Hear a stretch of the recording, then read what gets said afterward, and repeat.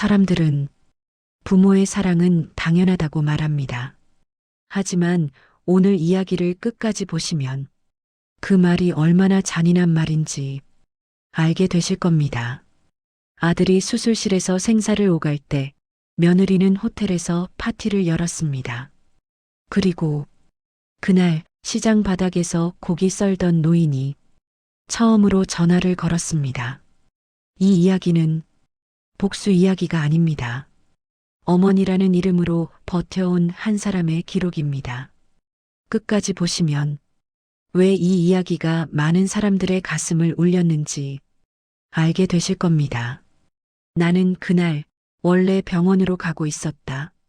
마장동 시장에서 일을 마치고 바로 택시를 잡아탔다. 앞치마를 벗을 정신도 없었고 장화를 갈아 신을 생각도 들지 않았다. 내 아들이 지금 수술실에 있다는 말 하나면 그 정도 체면은 아무 의미가 없었다. 장화 밑창에는 아직 핏물이 남아 있었다. 고기 비린내가 몸에 배어 있는 건 이제 내 살처럼 익숙한 일이었다. 50년을 그렇게 살았다. 그 냄새 덕분에 밥을 벌었고 그 냄새 덕분에 자식을 키웠다. 그런데 병원에 거의 도착했을 즈음 휴대폰이 한 번 울렸다. 알림이었다. 며느리 선영이의 SNS. 별 생각 없이 화면을 눌렀다. 그러지 말았어야 했다. 화면 속에는 샹들리에가 반짝이는 호텔 연회장이 보였다. 사람들 웃음소리, 샴페인 잔, 반짝이는 드레스. 그리고 그 한가운데서 웃고 있는 선영이. 아빠 칠순 파티. 최고의 호텔에서 최고의 하루. 가족이 있어서 행복해요. 나는 한동안 화면을 내려놓지 못했다. 문장이 눈에 들어오지 않았다. 오직 한 가지만 머릿속에서 울렸다. 내 아들은 지금 수술실에서 죽을 수도 있는데 그 순간 병원이 아니라 그 호텔로 가야겠다고 생각했다. 택시는 호텔 앞에서 멈췄다. 유리문 너머로 화려한 로비가 보였다. 나는 그대로 내렸다. 피 묻은 장화 그대로. 도어맨이 나를 보더니 잠깐 망설이는 눈빛을 했다. 말을 걸려다 말았고 나는 아무 말도 하지 않고 문을 밀었다. 안으로 들어서는 순간 공기가 달랐다. 은은한 클래식 음악, 정장 차림의 사람들, 향수 냄새, 그리고 그 사이로 퍼지는 내 몸의 냄새. 사람들이 힐끗힐끗 나를 봤다.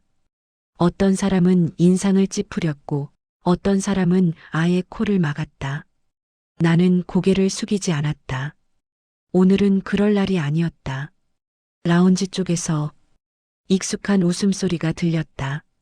선영이었다. 친구들 사이에 앉아 샴페인 잔을 들고 있었다. 아무 일도 없다는 듯이, 아니, 아주 즐거워 보였다. 나는 천천히 다가갔다. 선영아. 그 이름을 부르자 그 여자의 얼굴이 굳었다. 순간 이 자리에 내가 왜 왔는지보다 사람들 앞에 내가 있다는 사실이 더 불편해 보였다.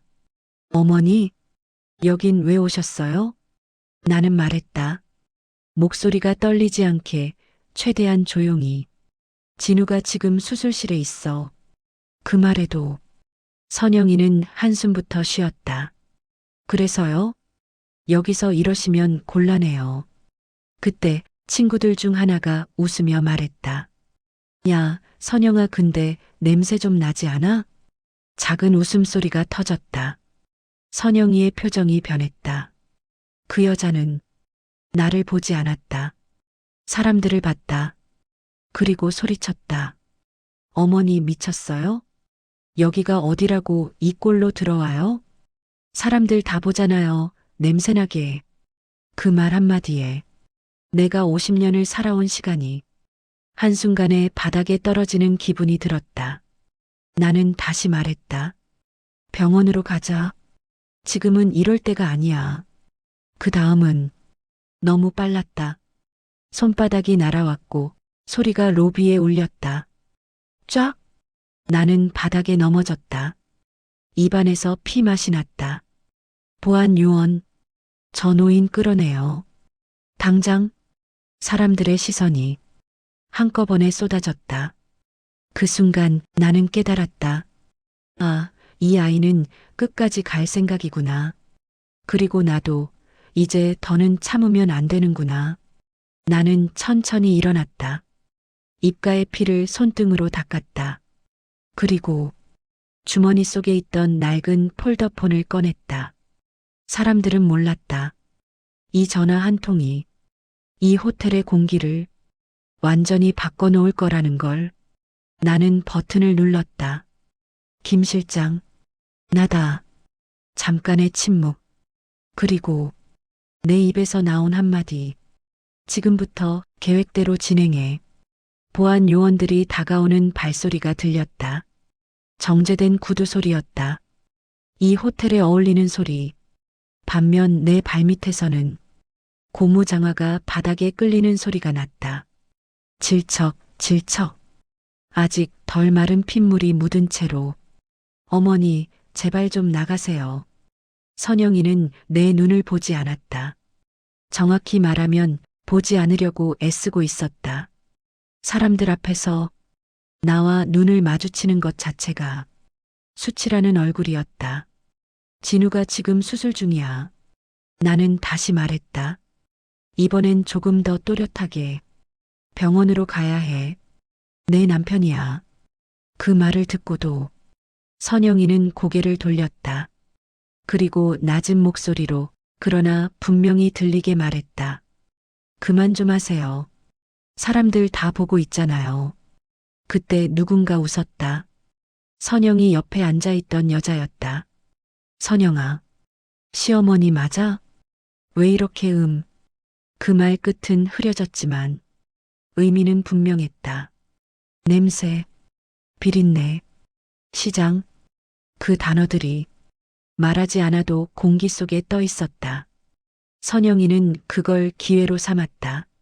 자리에서 벌떡 일어나 나를 내려다보며 말했다. 어머니, 진짜 왜 이러세요? 여기가 어디라고 이 꼴로 나타나요? 손가락이 내 앞치마를 가리켰다.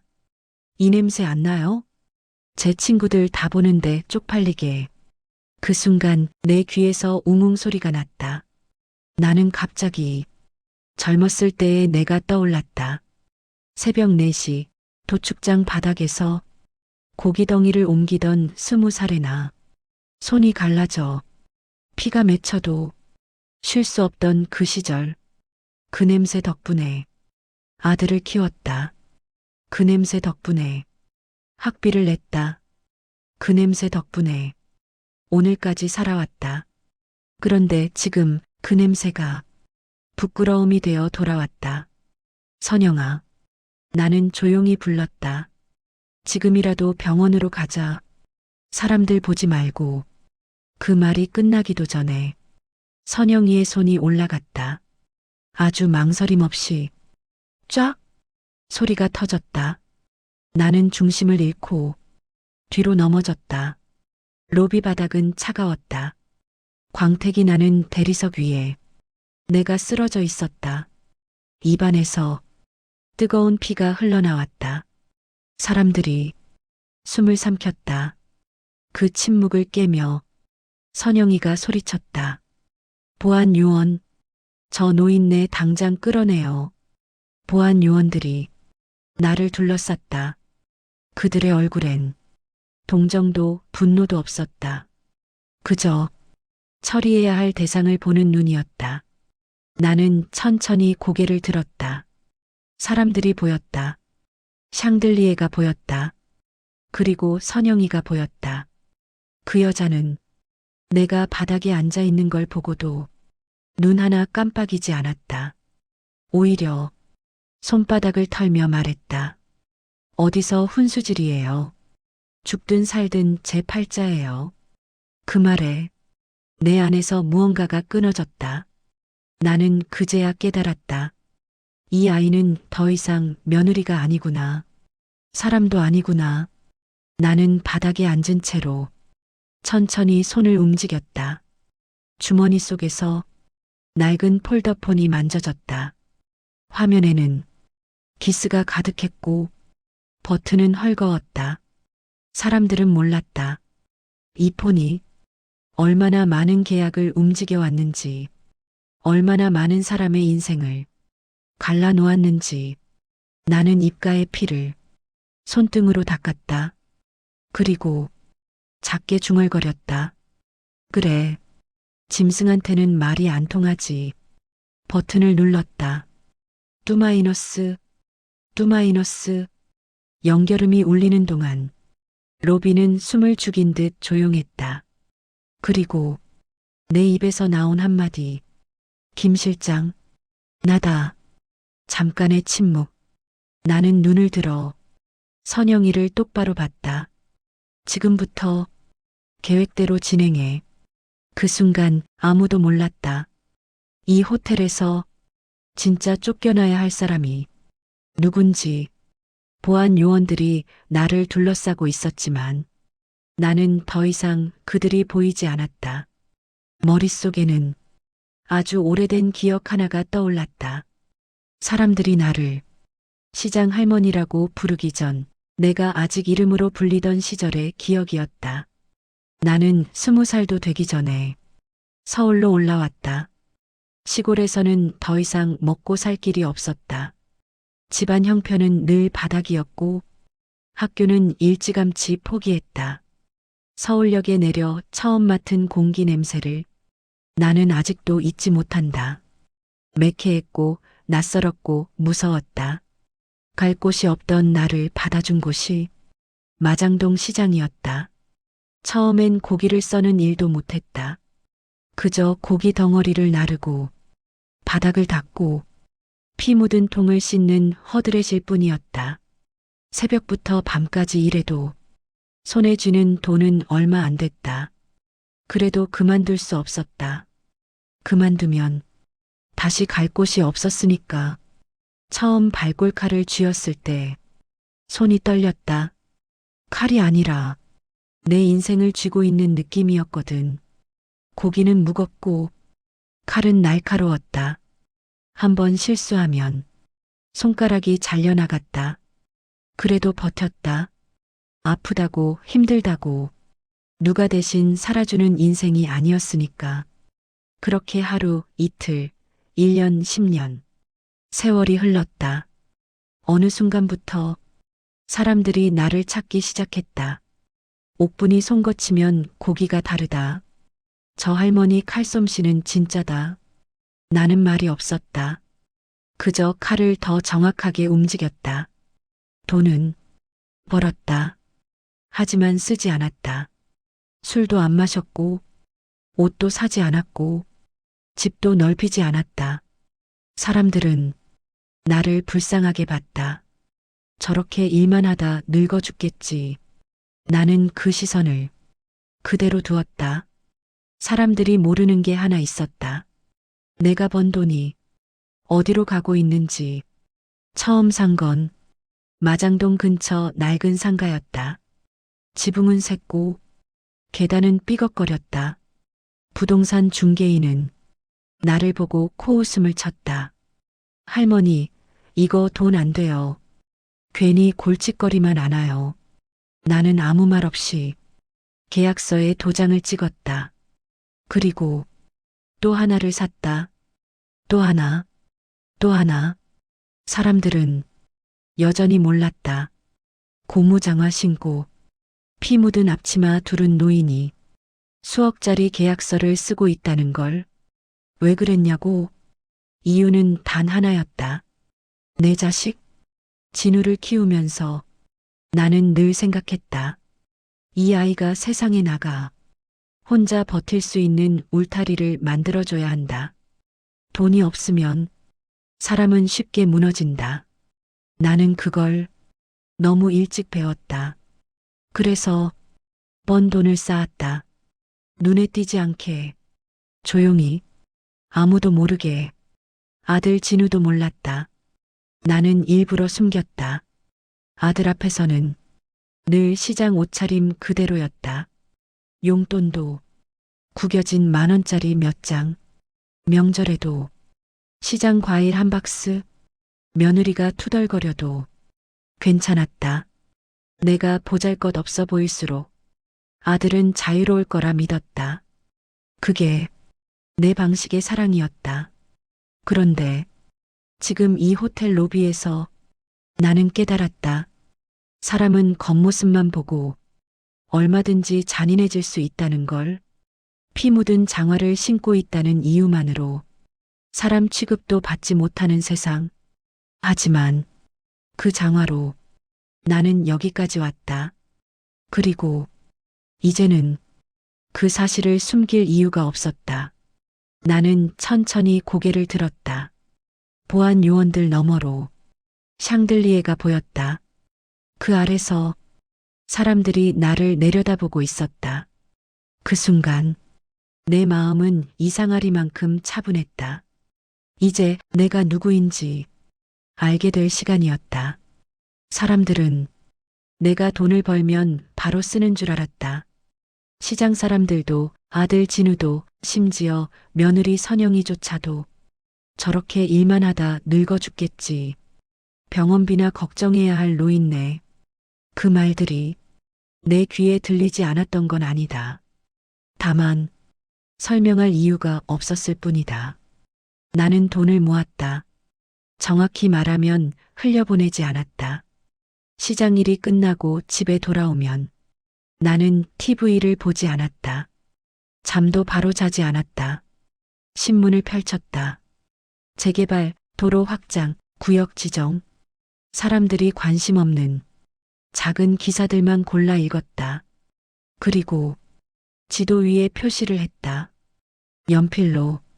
처음으로 산 건 마장동 근처의 낡은 상가였다. 계단은 삐걱거렸고 벽에는 곰팡이가 피어 있었다. 부동산 중개인이 나를 위아래로 훑어보며 말했다. 할머니, 이거 관리도 힘들고 수익도 안 나요. 나는 고개를 끄덕였다. 그 말이 틀리지 않다는 걸 알았으니까. 그래도 계약서에 도장을 찍었다. 그날 나는 처음으로 알았다. 사람들이 싫어하는 건 돈이 안 되는 게 아니라 자기 눈에 안 보이는 미래라는 걸. 그 다음부터는 같은 방식이었다. 남들이 안 사는 걸 샀다. 웃음거리 되는 걸 골랐다. 재개발 얘기가 나오면 사람들은 이미 늦었다고 했지만 나는 그 전부터 거기 있었다. 돈은 천천히 불어났다. 아무도 모르게. 법인은 일찍 만들었다. 이름은 내 이름과 전혀 상관없는 것들로.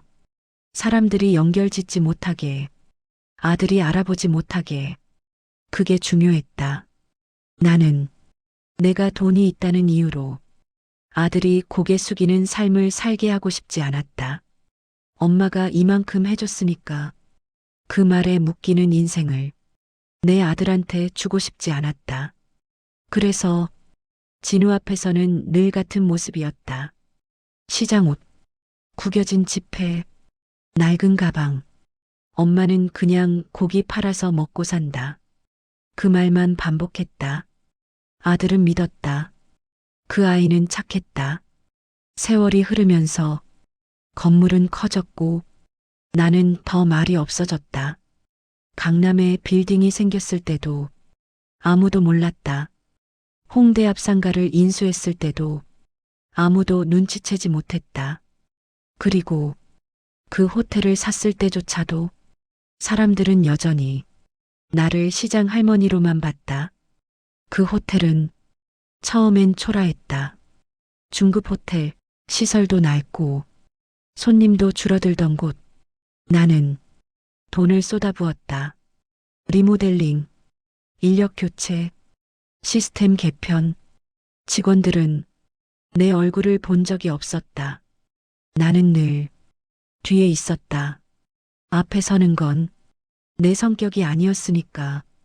그렇게 시간이 흘렀다.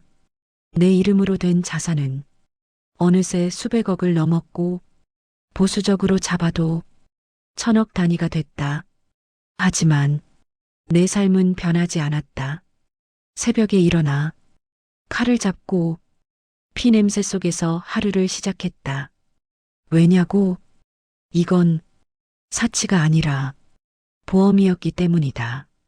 내 아들이 혹시라도 세상에서 다칠까봐, 누군가에게 이용당할까봐, 무너질까봐, 그걸 막기 위해 나는 평생을 조용히 준비해왔다. 그리고 지금 호텔 로비에서 사람들 앞에 쓰러진 채 나는 깨달았다. 그 보험을 쓸 때가 왔다는 걸. 그동안 쌓아 올린 것들은 이런 나를 위해 존재했다. 나는 고개를 들었다. 보안 요원들의 시선 너머로 선영이가 보였다. 그 여자는 아직도 몰랐다. 자기가 어떤 벽을 건드렸는지. 선영이가 처음부터 이렇게 노골적이었던 건 아니다. 처음 진우가 그 여자를 데려왔을 때 나는 마음속으로만 불안함을 느꼈다. 말은 아꼈다.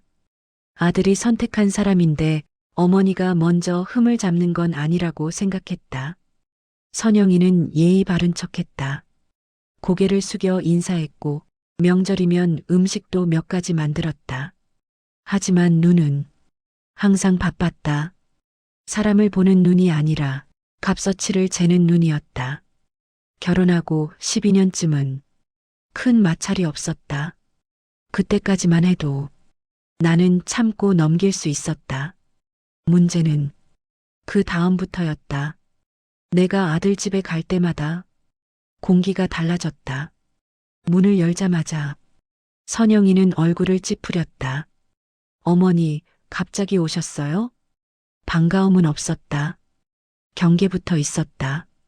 어느 날은 손주 얼굴이 보고 싶어 케이크 하나를 사들고 갔다. 문이 열리자 선영이가 코를 막으며 말했다. 어머니, 그 옷 좀 갈아입고 오시면 안 돼요? 고기 냄새가 너무 심해서요.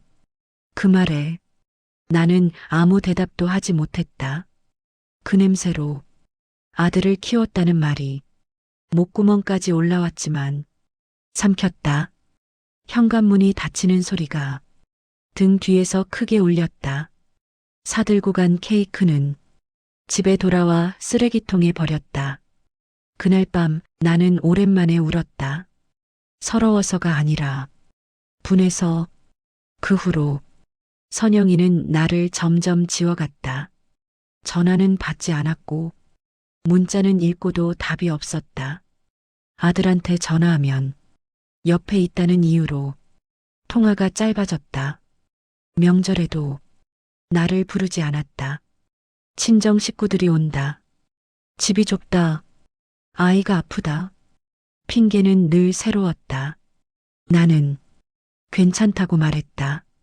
아들이 난처해하는 게 더 싫었으니까. 그 대신 시장 가게에서 라면 하나 끓여 먹으며 명절을 보냈다. 그러다 선영이의 태도가 갑자기 바뀌었다. 어느 날 먼저 전화를 해왔다. 어머니, 요즘 잘 지내세요? 시간 되시면 집에 한번 오세요. 나는 바보처럼 기대했다.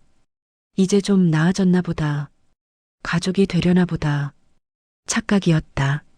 선영이가 꺼낸 말은 항상 돈이었다. 요즘 생활이 빠듯해요. 아이 학원비가요. 대출 이자가요. 처음엔 몇백만 원이었다. 나는 아무 말 없이 내줬다. 내 아들이 힘들다는데 어머니가 외면할 수는 없었다. 그게 시작이었다. 요구는 점점 커졌다. 차를 바꿔야 한다. 여행이 필요하다. 아이 유학을 보내야 한다. 명목은 그럴듯했다. 나는 거의 다 들어줬다. 내가 번 돈이 아들 인생을 편하게 해준다면 아깝지 않다고 생각했다. 하지만 어느 날 우연히 보게 됐다. 선영이가 내 돈으로 산 명품 가방을 SNS에 올린 걸. 오늘의 FLEX? 그 글자를 보는 순간 손이 떨렸다. 그래도 참았다. 젊은 사람이니까 그럴 수도 있지. 스스로를 속였다. 진짜 문제는 그 다음이었다. 내 돈이 선영이 혼자 쓰는 데서 끝나지 않았다는 걸 알게 된 건 선영이의 친정이었다. 아버지 사업이 어렵다며 돈을 빌려달라고 했다. 나는 고민했다. 사돈 일까지 내가 책임질 이유는 없었다. 하지만 아들을 생각했다. 사돈이 무너지면 결국 아들한테 부담이 갈 테니까. 그래서 도와줬다. 빌려준 게 아니라 사실상 준 거였다. 그 돈은 제대로 쓰이지 않았다. 빚만 갚고 사업은 그대로였다. 감사 인사는 없었고 당연하다는 태도뿐이었다. 그때부터 내 마음은 조금씩 달아갔다. 내가 대체 뭘 하고 있는 거지? 그 질문이 머릿속을 떠나지 않았다. 하지만 아들한테 말하지 않았다. 아내 욕, 장인 욕을 어떻게 하겠는가. 어머니니까 삼켰다. 또 삼켰다. 그리고 나는 몰랐다. 그 삼킨 시간들이 곧 한꺼번에 터져 나올 거라는 걸. 그날은 유난히 시장이 조용했다. 새벽 공기가 차가웠고 고기 위에 김이 천천히 올랐다. 나는 평소처럼 칼을 들고 있었다. 그때 전화가 울렸다. 처음엔 몰랐다. 그 전화가 내 인생에서 가장 긴 하루의 시작이라는 걸. 어머니, 진우가 쓰러졌어요. 목소리는 떨렸고 말끝이 자꾸 끊겼다. 뇌출혈이라는 말이 귀에 제대로 들어오지 않았다. 택시를 타고 병원으로 가는 동안 나는 아무 생각도 하지 못했다. 손에 쥔 가방만 꼭 잡고 있었다. 수술실 앞 복도는 차가웠다. 의사는 빠르게 설명했다. 출혈 위치, 위험도, 수술 동의서. 나는 고개만 끄덕였다. 수술비 결제가 먼저 필요합니다. 그 말에 나는 지갑을 열었다. 하지만 내 카드가 아니었다. 진우 카드였다. 며느리가 관리하던 카드. 나는 아무 의심 없이 그 카드를 내밀었다. 결제 단말기에서 짧은 소리가 났다. 결제 실패. 간호사가 다시 한번 시도했다. 결제 실패. 한도 초과입니다. 그 말을 듣는 순간 가슴이 철렁 내려앉았다. 나는 바로 선영이에게 전화를 걸었다. 받지 않았다. 다시 걸었다. 또 받지 않았다. 복도 의자에 앉아 나는 휴대폰을 붙잡고 있었다. 그리고 보게 됐다. 알림 하나. 선영이의 SNS. 화면에는 낯익은 샹들리에가 보였다. 호텔 연회장. 밝은 조명. 사람들 웃음. 아빠 칠순 파티 준비 끝. 오늘은 걱정 없는 날. 그 글을 보는 순간 숨이 막혔다. 아들의 수술비가 막혀 있는 시간에 그 여자는 웃고 있었다. 나는 그제야 알았다. 이건 무책임이 아니었다. 선택이었다. 내 아들이 누워있는 수술실보다 자기 체면과 파티가 더 중요했던 선택. 그 순간 나는 더 이상 망설이지 않았다. 손이 떨렸지만 마음은 오히려 차분해졌다. 의사에게 말했다. 수술 진행하세요. 돈은 제가 책임질게요. 어떻게 책임질지는 그때는 생각하지 않았다. 다만 한 가지는 분명했다. 이 여자를 그냥 두면 안 된다는 것. 수술실 불이 켜졌다. 문이 닫히는 소리를 들으며 나는 복도 끝에 앉았다.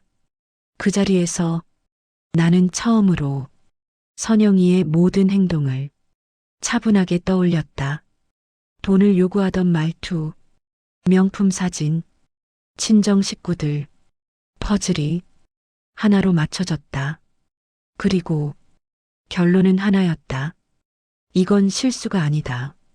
습관도 아니다. 인간성의 문제다. 그날 밤 나는 병원 복도에서 한숨도 자지 않았다. 수술실 불이 꺼질 때까지 눈을 떼지 못했다. 새벽이 되었을 때 의사가 나왔다. 수술은 끝났습니다. 아직은 지켜봐야 합니다. 나는 고개를 숙였다.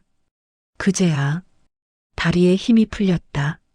하지만 마음 한구석은 오히려 더 단단해졌다. 그날은 내가 더 이상 참는 어머니가 아니게 된 날이었다.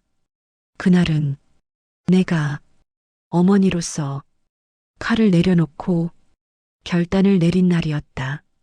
수술실 앞 복도에서 나는 오래된 번호 하나를 눌렀다.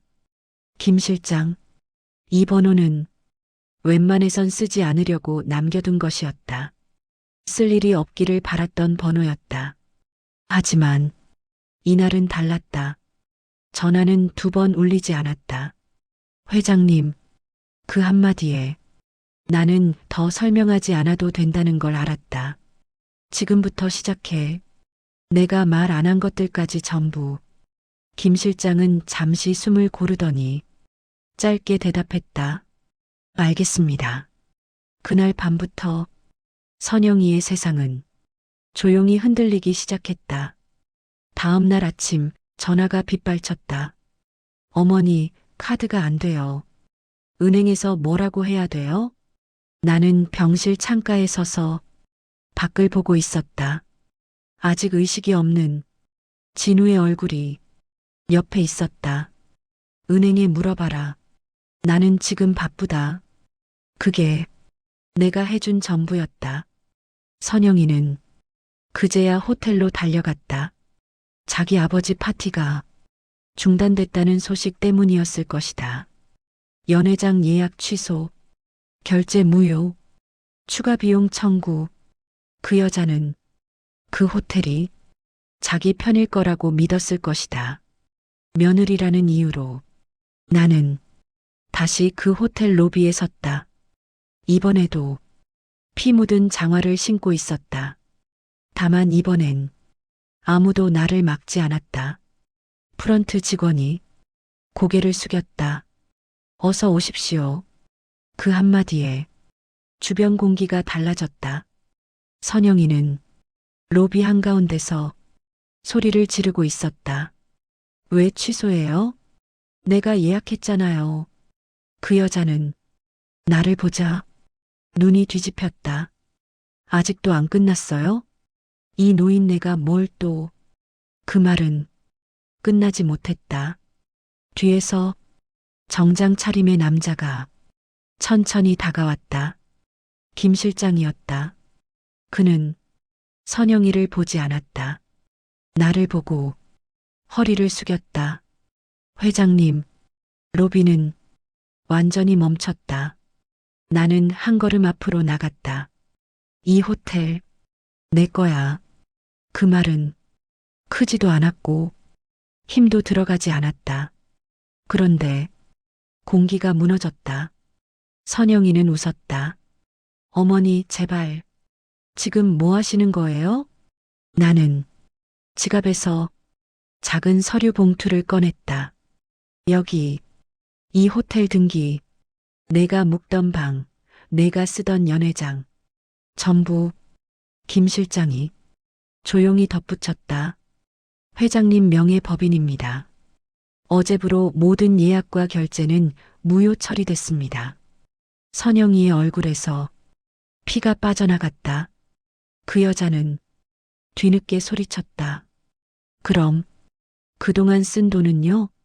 나는 그제야 그 여자를 똑바로 봤다. 회수한다.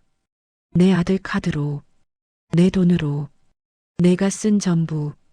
김 실장이 말을 이었다. 친정 쪽으로 흘러간 자금도 모두 정리 대상입니다. 선영이는 그 자리에 주저앉았다. 그제야 사람들이 수군대기 시작했다. 저 노인이 회장님이라고? 나는 그 소리를 듣지 않았다. 이건 자랑이 아니었으니까. 이건 벌이었다. 나는 마지막으로 말했다. 병원비 한 푼도 모자라게 안 낼 거야.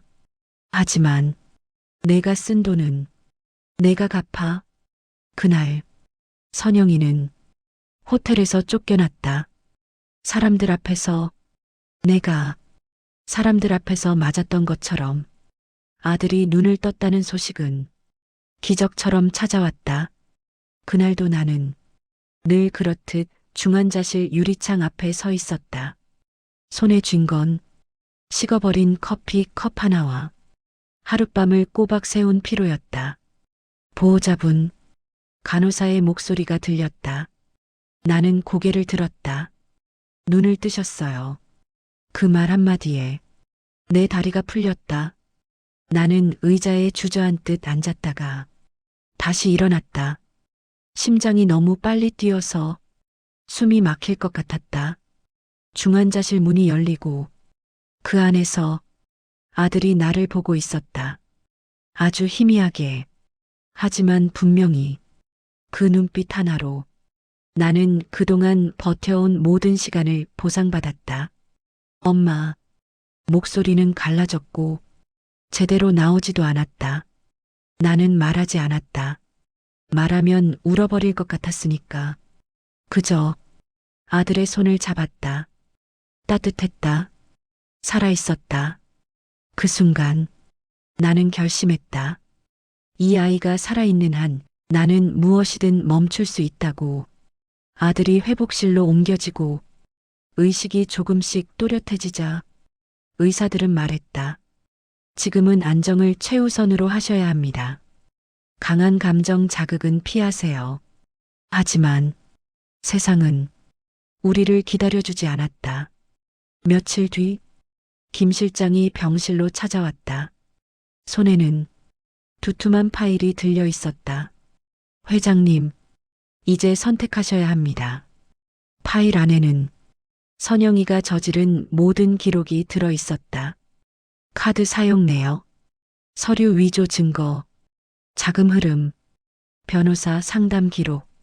법적으로 충분했다. 아주 충분했다. 형사고발 가능합니다. 실형 가능성도 있습니다. 김 실장의 말은 차분했고 정확했다. 나는 고개를 끄덕였다. 알아. 그날 밤 나는 병실에 혼자 남았다. 아들은 잠들어 있었고 기계 소리만 규칙적으로 울렸다. 나는 아들의 얼굴을 오래 바라봤다. 저 얼굴을 어릴 때부터 지켜봤다. 넘어질 때도, 울 때도, 처음 걷던 날도, 그리고 지금은 죽음의 문턱에서 돌아온 얼굴이었다. 그 얼굴을 보며 나는 스스로에게 물었다. 정말 끝까지 가야 하나?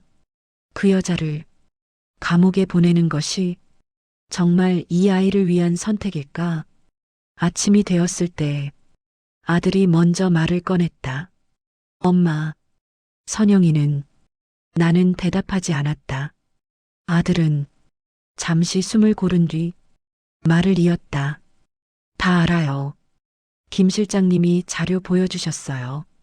그 목소리는 분노보다 피로에 가까웠다. 엄마가 대신 다 맡고 있었던 거, 나 때문에 그런 거잖아요. 나는 고개를 저었다. 아니다. 어미는 원래 그런 거다. 아들은 한참을 말이 없었다. 그리고 아주 조심스럽게 말했다. 엄마, 형사고발, 그건 하지 말면 안 돼요? 나는 그 말에 숨이 멎는 줄 알았다. 왜? 아들은 창밖을 보며 말했다. 그 여자가 미운 건 맞아요. 용서도 안 돼요. 근데 아이 엄마잖아요. 아이가 나중에 커서 엄마가 감옥 갔다는 거 알게 되면 그게 평생 상처가 될까봐. 그 말에 내 가슴이 천천히 내려앉았다. 이 아이는 아직도 아버지였다. 배신당하고 버려졌어도 나는 아들의 손을 다시 잡았다. 그럼 내가 책임질 수 있겠니? 다시는 끌려다니지 않고, 다시는 이용당하지 않고, 아들은 힘주어 고개를 끄덕였다. 네, 이번엔 제가 지킬게요. 엄마도, 아이도. 그 순간 나는 알았다. 이 아이는 살아 돌아온 게 아니라 한 단계 커져서 돌아온 거라는 걸. 그날 나는 김 실장을 불렀다. 형사 고발은 취하해. 대신 조건을 걸어. 이혼은 그대로. 재산 분할 없음. 양육권은 진우. 그리고 다시는 우리 인생에 발 들이지 못하게. 김 실장은 잠시 놀란 듯 했지만 곧 고개를 숙였다. 회장님 뜻대로 하겠습니다. 밤이 되자 나는 혼자 병원 옥상에 올라갔다. 서울의 불빛이 아래서 반짝였다. 나는 내가 가진 힘이 누군가를 무너뜨리는 데 쓰이지 않고 지켜내는 데 쓰였다는 사실에 조금 안도했다. 복수는 이미 충분했다. 이제 남은 건 정리였다. 퇴원날 아침 병실 창문으로 햇빛이 들어왔다. 아들은 아직 완전히 회복되진 않았지만 혼자 일어나 앉을 수 있을 만큼은 돌아와 있었다. 나는 천천히 아들의 외투를 입혀주었다. 예전엔 내가 아들을 업고 다녔는데 이제는 내가 아들의 팔에 의지해 걷고 있었다. 세월은 그렇게 순서를 바꿔놓는다. 병원을 나서며 아들이 말했다. 엄마, 이제 정말 끝난 거죠? 나는 잠시 멈춰섰다. 끝이라는 말은 언제나 조심스럽다. 응, 이제 끝이야. 그 말은 선영이에 대한 끝이 아니라 내가 대신 견디던 시간의 끝이었다. 이혼은 조용히 정리됐다. 선영이는 재산 분할을 요구하지 않았다. 요구할 수 없다는 걸 그 여자도 알고 있었을 것이다. 양육권은 아들에게 왔다. 아이는 처음엔 엄마를 찾으며 울었지만 시간은 생각보다 빠르게 흘렀다.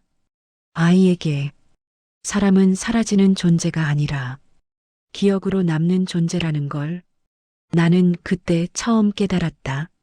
어느 날 손주가 내 손을 잡고 물었다.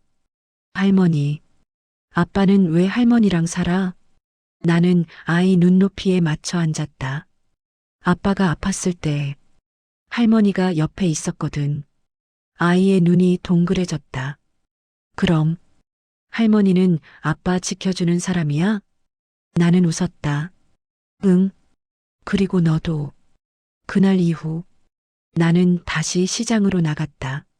사람들은 나를 알아보는 눈치였다. 뉴스에 나왔던 그 호텔 회장 할머니. 하지만 나는 여전히 고무장화를 신고 앞치마를 둘렀다. 칼을 쥐는 손은 여전히 거칠었고 비린내는 여전히 몸에 남아 있었다. 그게 내 삶이었으니까. 어느 날 시장 바닥에서 젊은 여자가 내게 물었다. 어머니, 그렇게 돈 많으신데 왜 아직도 여기서 일하세요? 나는 칼질을 멈추지 않은 채 대답했다. 이 손으로 벌어본 적 없는 돈은 내 돈이 아니거든. 그 여자는 아무 말도 하지 못했다. 진우는 내 곁에서 다시 배웠다. 돈의 무게를, 선택의 책임을, 그리고 지켜야 할 것과 버려야 할 것을. 엄마, 나도 이제 알아요. 돈이 많아도 사람 하나 잘못 들이면 인생이 무너질 수 있다는 거. 나는 고개를 끄덕였다. 그래서 돈보다 중요한 건 사람 보는 눈이야. 어느 늦은 오후 나는 정원 벤치에 앉아 있었다. 손주는 앞에서 뛰놀고 있었고 아들은 조용히 아이를 바라보고 있었다. 그 모습을 보며 나는 생각했다. 내가 60년을 악착같이 살아온 이유, 부자가 되기 위해서가 아니었다. 복수하기 위해서도 아니었다. 지킬 수 있는 사람이 되기 위해서였다. 사람들은 말한다. 부모의 사랑은 당연하다고.